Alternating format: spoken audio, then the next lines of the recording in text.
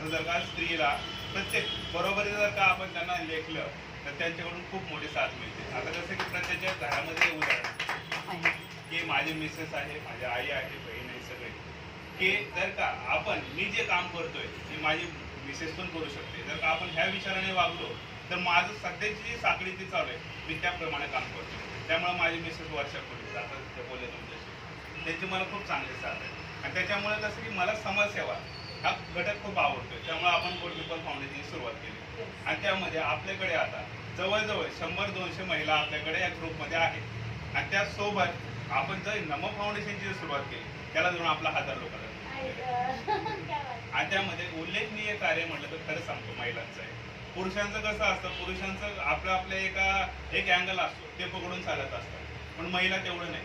कधीही चेहऱ्यावरती समाधान असतं त्यांचं. समोरचा माणूस किती रागात असू द्या, माणूस जात तर महिला काय करते की जाते त्यांना थोडंसं गोड बोलते तेवढ्यामध्ये सर्व काही व्यवस्थित होतं. त्यामुळं माझ्याकडून आणि गुड पीपल फाउंडेशनकडून जागतिक महिला दिनाच्या तुम्हा सर्वांना हार्दिक हार्दिक शुभेच्छा.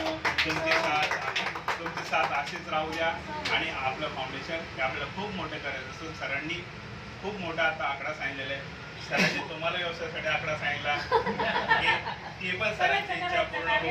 आणि त्यामुळे आपण एक छोटासा कार्यक्रम म्हणून आपल्या फाउंडेशन कडून आपल्या महिलांचा सत्कार करावा, सर्टिफिकेट देऊन सत्कार करणार आहोत. असं जुळत करावा. Best all the best.